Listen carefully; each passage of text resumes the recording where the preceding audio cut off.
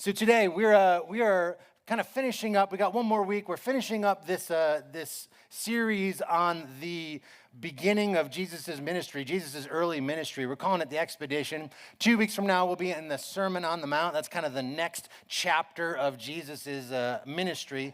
But for right now, it's his early ministry. And you guys last week, Pastor Roger he talked about the healing at the pool of Bethesda and do you want to be made well? And we've been kind of traveling around with Jesus there. And today, in the second to last of this message series, we're going to be reading a story from Mark chapter 3. Mark chapter 3.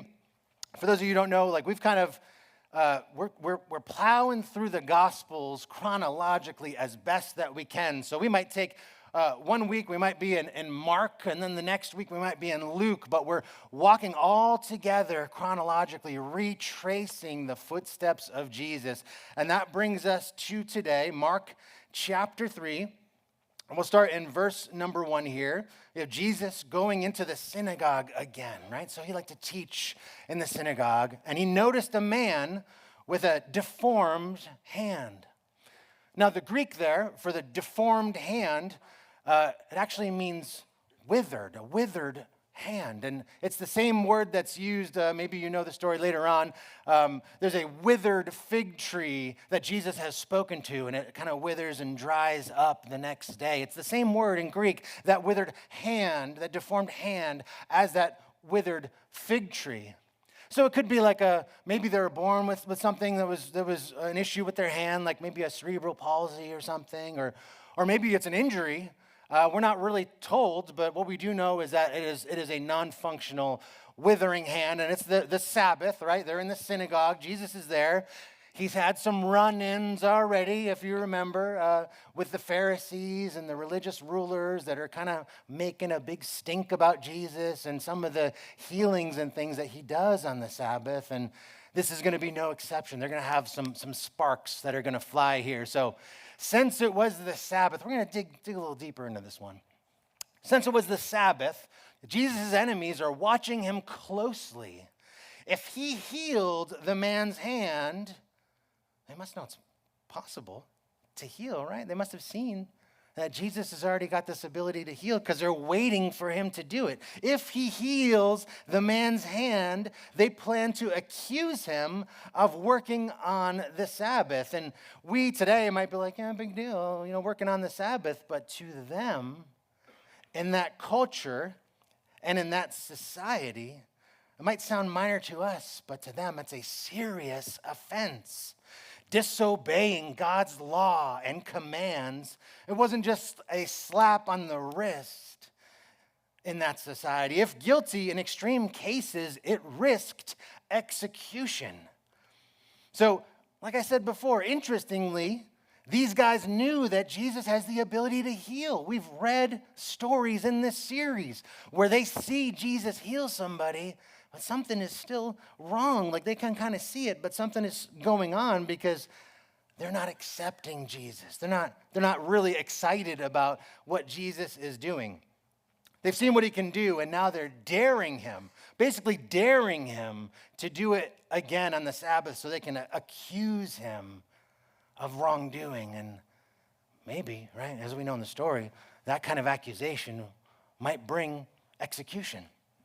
So I've said it before, and I'll say it again. This is like a common theme as we're reading through the story of Jesus. People can see miracles and still not believe. They have seen multiple miracles happening right in front of them and still didn't believe in Jesus and what he was telling them. This is why when people come to Jesus, we see this in the Bible over and over. They come to Jesus and they're demanding a sign, and it's like 10 minutes after the last sign that he just did, this miraculous thing. And they just always want and demand another sign.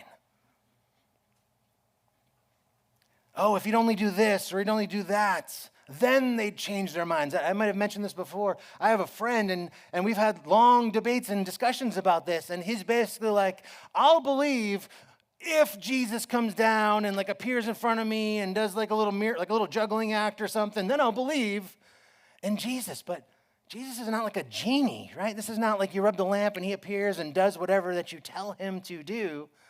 Jesus is on a different level here. So we can see people will see these miracles and still not believe. There's a story later on where Jesus resurrects a man from the grave, Lazarus. And it's this whole dramatic, like, Lazarus, come forth. And he comes out of the grave in his grave clothes. And all these witnesses, I'm sure their jaws dropped as this guy has been in the grave for several days at this point. And he comes out in the grave clothes, and they're all shocked. And a bunch of people are, like, celebrating. But it says that some of them still kind of ran away, and they tattletaled on what Jesus had done to the Pharisees. Like, how are you going to see a man raise someone from the grave? And your response to that is not to celebrate and be blown away. It's to run and tell on the person who raised that man from the dead. It's crazy. So back to the story here. Jesus in the synagogue, the man with the withered hand. The serious accusation they want to make about Jesus working on the Sabbath. So you think Jesus is going to be intimidated by this? No, he's going to be bold as a lion. He's going to do what he does. He's not going to back down. No, this man is suffering. This man is suffering. He's got something going on with him. Jesus is suffering, and he's going to talk about it here in just a second. So Jesus, actually, he calls the man with the withered hand, with the deformed hand. In verse 3, he calls him up in front of everybody. He doesn't do it in some corner where some people can't see. He calls this guy straight up in front of the crowd. He says, come and stand in front of everyone. And then as he brings the man up, he turns to the critics. He turns to his critics and he asks them, he says, does the law permit good deeds on the Sabbath? Or is it a day for doing evil? Is it for good or is it for evil? Is it a day to save life or is it a day to destroy it? And look what their response here. It's so interesting. They don't respond to anything. They will not answer him at all. He gives everybody a good view, brings the guy up and gives him a good view of what's about to happen. He tries to engage these critics in conversation, but the conversation is closed. They're not interested. Jesus is still, the idea is still on his mission to do battle with the kingdom of darkness, to undo the works of the enemy, and that includes bringing sight to the blind. That includes bringing life to the dead, and that includes bringing healing to the sick. So whether it's the Sabbath or not, he's showing them that God's desire is to work in these people's lives and counteract the work of Satan. If he does nothing on the Sabbath, he says, is it a day for doing good or evil? Basically, if he does nothing while this man is suffering in their midst, then that guy continues to suffer. So the answer is obvious. Let's see what happens. And why wouldn't they answer him? So he turns, verse 5. He looks around at them. It says he looks around at them angrily. Like, I'd be angry too if these people, if I'm trying to talk to them and they're not answering me, I'd be angry too. He says he looks around at them angrily, but he's also what? Deeply saddened by their hard hearts. So then he said to the man, hold out your hand. So the man held out his hand, and it was restored. And at once the Pharisees, they went away, and they met with the supporters of Herod. They plotted on how to kill Jesus because he had just delivered this man from this debilitating issue that he had. Heals a man on the Sabbath. Notice, he does good on the Sabbath. Does he touch the guy? It doesn't say that he touched the guy's hand. It doesn't say that he did some abracadabra and all of a sudden the guy's, he just said, hold out your hand. And that was enough to trigger these people to say he's working on the Sabbath and bring all these accusations at him. But if it's just a word, he said, hold out your hand. Does that really work? So rather than rejoice in the healing of that man's suffering, the restoration of a hand lost to illness or injury, instead of celebrating a miraculous healing, they plot to murder Jesus. Instead of celebrating the healing, they plot to murder the healer Right? And this is crazy. Sometimes we read this story, we take these things for granted, but there's something wrong with these people where they can see with their eyes, but they still reject. They still reject. They want to kill the healer. The Bible calls Jesus the author of life. In other places, it says they killed the author of life. Like at the beginning of creation, Jesus was already there, and it's like he wrote it out, he spoke it out, he created the story of creation, the author of life himself, and they killed the author of life. That's a heavy thing. It's a heavy thing to have done. But how far gone must you be to do something like that? How hard-hearted must you be to see a man be delivered and want to kill the deliverer? They're not even willing to listen. In a way, Jesus diagnoses their condition. He's deeply saddened by their hardness of heart, right? So the Greek for hardness of heart is poroo. It actually means to petrify, talking about their hearts, like their hearts were petrified. They're hardened. They're callous. You ever get, when I used to work construction, now I got like soft baby hands, right? But sorry. But I used to work construction and I had like sometimes thick calluses. It'd be scratchy sometimes, like I would feel them. That's a callus, and Jesus is saying the hardness of heart. It's like your heart is calloused, right? It can't feel what it should feel. It can't perceive what it should be able to perceive. It's lost feeling. It's blind. It's unperceptive. Stony hearts. They can hear, but they won't listen. They can see, but they won't perceive. And there's no more consideration. They don't want to hear what Jesus has to say. And the problem wasn't with their physical ears. It wasn't with their eyes. They had already seen what Jesus had done. The problem was their petrified, stony, callous hearts. Right, so this is where we're going to go a little bit deeper here, because on the surface, this is a story about a healing of a man with a physical issue. Right? Mark's not just recounting to us a story about Jesus healing some guy. The guy with something wrong with his hand, that's easy to see. But the Pharisees had something wrong with their hearts, petrified inside of them, impossible to see from the outside. Mark's not just telling us that story. There's always something deeper, and to dig deeper is like one of our four pillars here. We want to dig deeper into the scripture. Mark is showing us a story about two types of ailments. One is more straightforward, visible, obvious. The other one more elusive and harder to deal with. That's why last week, if you were here and listened to Pastor Roger's sermon, right? The guy is like paralyzed at the pool. He can't get down to the pool, and Jesus comes and asks him some crazy question. He asks him, do you want to be made well? Do you want to be well? And it's like, if I'm that guy, I'm like, what do you think I want? What do you think? Yes, of course I want to be made well. But Jesus knew that there was the outside ailment, but there was also something else going on. Do you want to be made well? Physically, of course. But it was like a two-pronged question. That guy needed a healing deeper than just his body.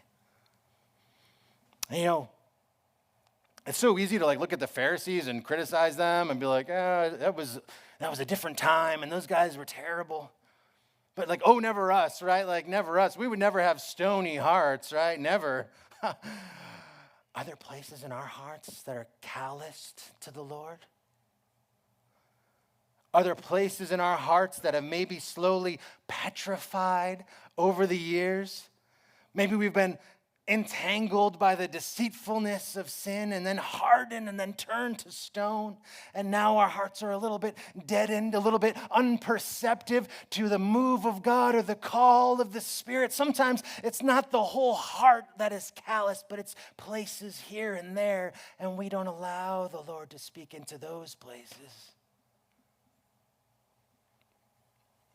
You know, many years ago, I used to drive home from work, and I would drive the same way every day, like a lot of people do. It was kind of a long ride, and It would be rural, and then it would be kind of urban, and I would pass the same sites pretty much every day, I would come through the city sometimes, and I would see people there at the red light, and they'd be kind of sitting on the side of the road, hanging, with a sign, like hungry or need money or whatever.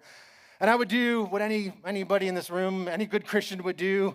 I tried not to make eye contact with them while sitting at the red light. And then one day I was at work, and I was walking outside. I was going to my car, and I'm walking through the parking lot, and there's like a little island, right? A little island that has some grass, and I was walking through the parking lot, and as I walked up into this little grass area on my way to the car, there was a traffic cone that was there, and I worked there for a long time. I'm probably the one that put the cone there in the first place. I'm also a bonehead a little bit sometimes. Did I mention that? So I saw this traffic cone, and I'm a guy. Guys sometimes don't make a lot of sense with their actions.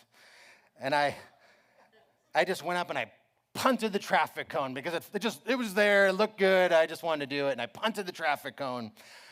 And for some reason, I just kicked it, and I punted it being silly, not thinking anything, and nobody would care, right? But what I didn't know was when I kicked over that traffic cone, there had been this bird's nest that was inside of it.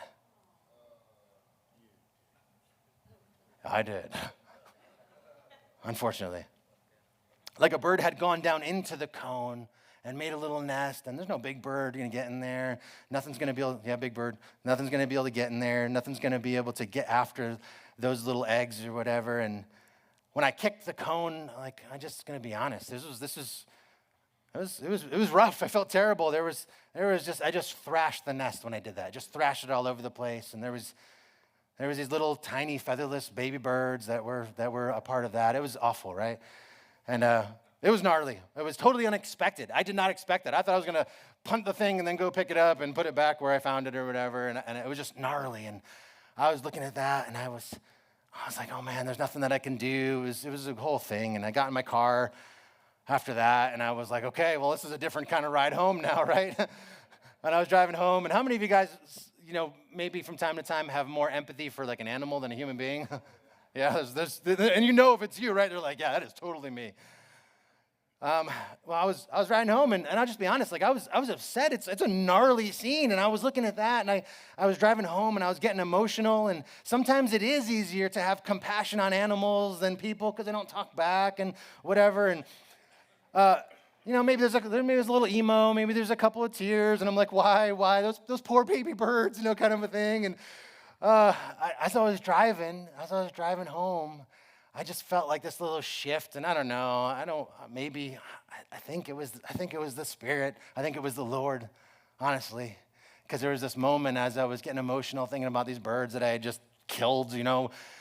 I'm driving home, and I'm being emo, and I'm wiping a couple tears, and I felt this. It wasn't like an audible voice, but it was something that spoke to my heart. And I was like, you're sitting here on your way home crying your eyes out over some baby birds you didn't know existed 10 minutes ago. How do you think I feel about the guy who's out there every day holding that sign? And I was immediately convicted that I had become callous-hearted because I drive by every day and I just got used to it, right? I'm not saying the answer is to stop and give all your money or something, but it's just I just got used to it. I got blinded. I got hard-hearted. I don't care anymore. And I just felt that as I was driving. I felt that I had become hard-hearted in an area of my heart. There's a song. I think we sing it sometimes here maybe. But it's an older song. And one of the verses is, break my heart for what breaks yours. Break my heart for what breaks yours, God. Right? The greater disability in the synagogue was not the withered hand, but the withered hearts. All dried up and hardened, unable to feel what God wanted them to feel. The greater sickness, the withered heart. And it happened. I was so used to what I was seeing that it became normative. It was just background noise. No longer perceived it, didn't really care, it didn't bother me.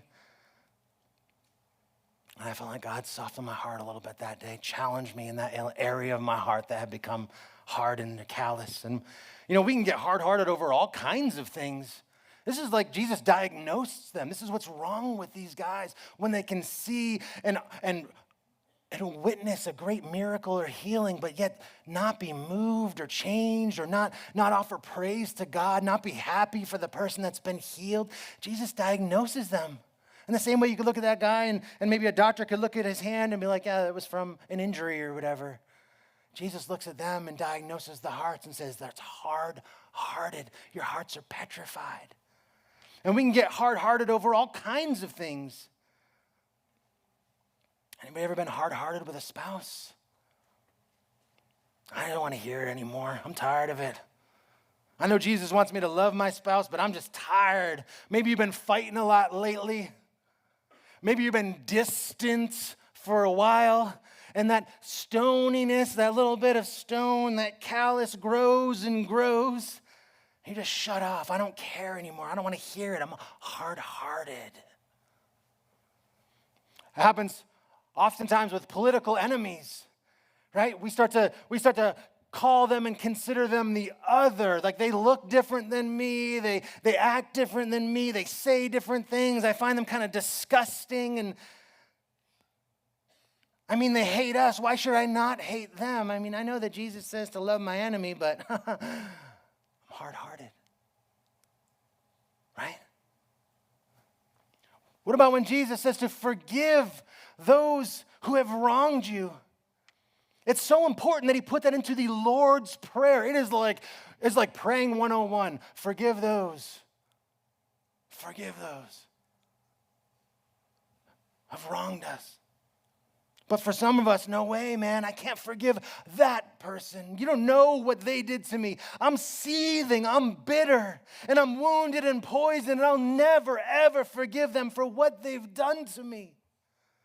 But do you truly hear the words of Jesus? Do you truly hear and listen to the words of Jesus? Are they making their way inside of you, or do they stop at your eardrums because the heart is hard-hearted? They can't go any further because of the callous over your heart. It happens with the proud and the self-reliant. I can do it myself. I don't need anybody else. I'm not going to ask for help. Can I ask God for help when the time is necessary? Do I allow God to be my help? We call God, the Bible calls all the time, God our Savior, our help in time of need. And we're supposed to call out and proclaim God as our amazing help, the one who can bring us through. But if we're proud and self-reliant, are we hard-hearted to God as a loving Father who wants to care for us and wants us to invite him into our issues and burdens and concerns? Stony-hearted sometimes we are. Not to mention habitual sin. What about the stuff you used to want to stop doing? You used to fight it. You used to resist it. You used to grieve about it, and it would eat you up inside. But then you fall into sin, just like so many do. You fall into sin so many times. And instead of getting up again and again and again, you get tired of getting up because you know you're just going to fall again. I just can't do it. I guess this is the way it is. And you see other people, like purported Christians, that are like, oh, don't worry about it. That's just who you are. That's just the way that God made you. If that's in your heart, follow your heart. God just wants you happy, am I right? Just do whatever feels good. And then one day you're just like, I'm not going to get up this time. I'm tired of falling down. This is impossible. I guess it's just who I am, and it becomes your identity, and your heart gets stony and hard, and you close that section of yourself off to the prompting of the Holy Spirit. This happens. And it's easy when we're talking about something like pornography or illicit relationships or adultery. Oh, yeah, those people, and their obvious sin. But what about the much less obvious sin? The ones you have a hard heart towards because you justify it and you minimize it. Sins like gossip, starting fires with words, winding each other up, being horrible witnesses for Jesus sometimes. God, help us in your mercy. Some of us enjoy it so much, it's like how we get our affirmation. Did you hear about this? Did you see this person? Did you hear about what that person was wearing? And we minimize it. It's just a couple words. What about drunkenness? Anybody have a little bit too much last night, huh? Or being just plain unloving. We can minimize that. We can be like, oh, I'm just straightforward, no filter, tell it like it is. No, Sally, I am sorry. You're mean as a rattlesnake, and everybody knows it. Everybody knows it. Right? Don't minimize. Don't allow yourselves to form these little calluses in your heart. It happens to me. These little calluses where we become unfeeling to the Holy Spirit's little conviction. We should be praying, Lord, that you would help, that you would open my heart. You know how you plow a field? Like if you're going to sow seed into a field, you have to plow that field. And when they're plowing it, they find all kinds of rocks and stones in the ground. And they get them out of the field so that the good fruit can grow. That's what we should be doing with our hearts. Lord, that you would find anything in me where I'm stony and hard-hearted and calloused and unperceiving, and that you and your great gentleness and mercy would work in those areas in my life. Not out of guilt and shame, but because, Lord, I want to love you and bear more fruit for you. And I'll be honest, I feel like in the last couple of years, it's gotten way worse. Social media is like an anchor weighing down our collective morality. Everybody online is constantly sniping at each other, constantly sinning, being proud, and putting people down, and the others, and it's everybody else, it's me versus whatever. And it's just like this collective anchor. It just weighs down the morality of the people. It's so difficult, right? If we did an audit of everybody's social media in this place, and you came up and you went to the homepage and saw just what they throw at us, what gets thrown at us, you don't think that affects us? And over years of just being exposed to that, it totally will harden and callous places in our hearts where we would never step in that direction. We would never look at those things. But over the time, it hardens our hearts. We get a little stony in some area. We get used to it. We get calloused to things due to overexposure. Hebrews 3:12 and 13, it says this. It says, see to it, brothers and sisters, that none of you has a sinful, unbelieving heart that turns away from the living God. It goes on, it says, but encourage one another daily. How often is that? That's every day. Because they know how much of a temptation it is to fall into this stuff and have stony hearts. Encourage one another daily as long as it's called today. Last I checked, this is still today. So that none of you may be hardened by sin's deceitfulness. Hearts hardened by the deceitfulness of sin. The sin that in another place the Bible calls something that so easily entangles. Like we're supposed to be running our race in sin. We get tripped up in it and fall over.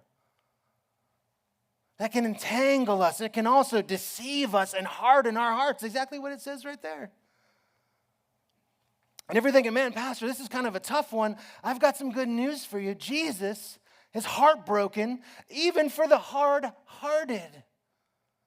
That's why it said when we were reading that story, he was angry. He looked around in anger, but he was deeply saddened by their hard hearts, the callous state. So how? How can we know if we're hard-hearted about something? Aren't we callous then, even to ourselves? How will we know? How can we know if we've even maybe unintentionally closed ourselves off to the voice of Jesus about something in our own lives. Well, David in the Psalms, a guy who is no stranger to sin and going through episodes where there was things that he was blind to in his own heart. David prayed this in Psalm 139. He said, "Search me, God, and know my heart." Is anybody scared to pray that kind of prayer? That's true, right? Sometimes we're like, whew, he knows anyway. Spoiler alert, he already knows exactly what's going on in there. You're not hiding nothing from the God who can see everything, are you? The difference is whether you're open or not. Search me, God, and know my heart. Test me and know my anxious thoughts. How many of you guys got anxious thoughts? I got anxious thoughts.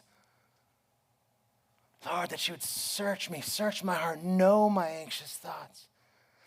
Verse 24, see if there's any offensive way in me so that you can condemn me and make me feel horrible and I feel ashamed on my life. No, it doesn't say that.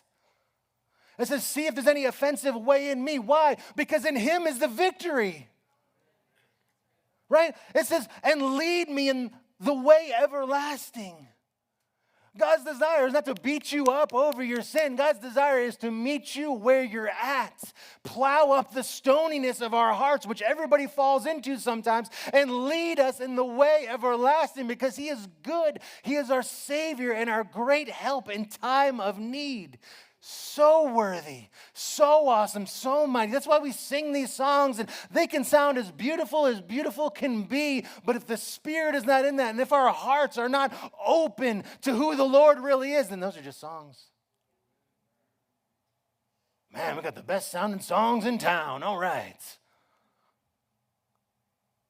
No, we should be coming to worship and say, Lord, help me in my heart. Search my heart. Help me. Know my anxious thoughts. So many of us have anxious thoughts, and lead me in the way everlasting. Search me, O Lord. Are we willing to pray that? Are we open? Are we stony and hard-hearted even to that? Search me, O Lord. Are we tender-hearted enough to the Lord to allow him to do that? He's our good Father. Is gentle and merciful. Search me, O Lord. Search me, O Lord.